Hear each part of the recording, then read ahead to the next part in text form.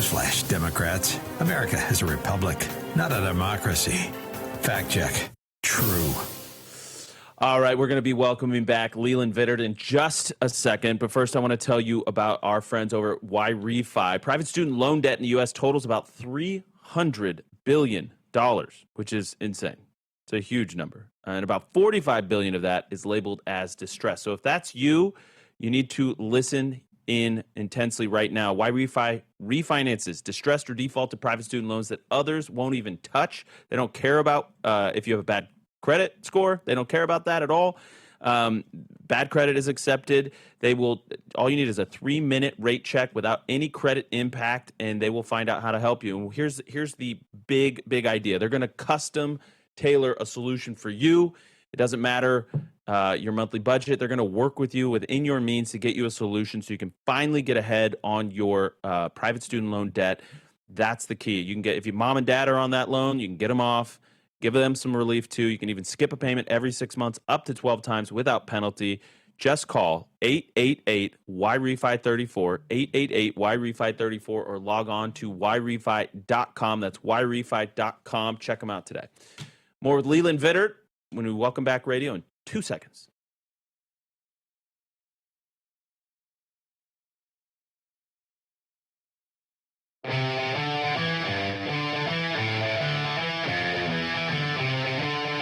All right, welcome back to the Charlie Kirk Show. Blake, we got an email. We got an email from Jennifer in the break. I wanted to read it. She says, "Hi, guys. I am a current autism support teacher in a public school, 42 years old. I was misdiagnosed in the 90s as seriously emotionally disturbed. I found out this year instead I have autism myself and ADHD." And she says, "My philosophy is to treat 10 kids in my classroom differently from my own childhood, keep them moving, keep them having fun, and my goal is to teach all of them to read, even the non-verbal ones." Wow. So thank you for that, Jennifer. Yeah, that's great. And if anyone else has emails, send them in. Yeah, freedom@charliekirk.com. So Leland, I think I'm probably the usual case here. I saw you on, Fox News. You were in like the Middle East and you were, at your anchor desk and the White House, the North Lawn. But you say here in your book that you struggled with this stuff after college. What changed, and what was was there a breakthrough, or was it still a gradual thing? Andrew, it's a great question. And I think one of the reasons that Born Lucky has resonated so much with folks is because it has touched this nerve of parents having a hard time with their kids. And, my dad spent so much time teaching me and so much time working on me and giving me the tools and the discipline to really adapt and to work in the real world. That said, I would say it's still an everyday struggle for me. And in Born Lucky, I equate growing up with autism and having autism to a little bit like being an alcoholic. It's something you have to work at every single day. And just a couple of months ago, I was at a golf club with my father-in-law. We just finished a great round of golf. We played with a couple other guys, and I was running late and stuffing my golf bag into my travel bag. We were in the sort of cart area, and I'm down on my hands and knees trying to get this in. And one of the classic characteristics of autism is that you become just totally task focused, right? And I was really focused on getting the golf bag into the travel bag. And this older gentleman walks over and he goes, "Hi, Leland." And it was actually somebody we had just played golf with. I totally ignored him.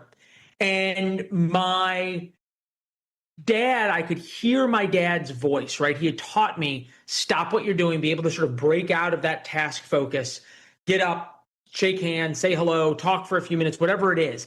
And I couldn't do it. I could hear the voice of my dad, like, "Lucky, you need to stop. You need to say hello to this gentleman. You need to get up." And I just couldn't do it. And he eventually just walked off. I was so rude to him. And I thought, God bless it.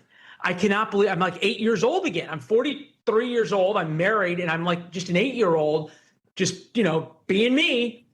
And I found his phone number and I sent him a note. I just said, "I want to apologize to you, sir. I was just so rude to you. And I really feel terrible about that.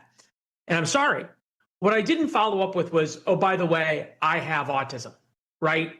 And sort of use it as an excuse. So remember, in Born Lucky, I tell you why my dad never told me that I had autism, never told teachers or therapists or family members. He and my mom struggled alone and felt alone for so long because they didn't want me to be defined by a diagnosis. And that's the lesson of Born Lucky. You don't have to be defined by a diagnosis. Nobody does.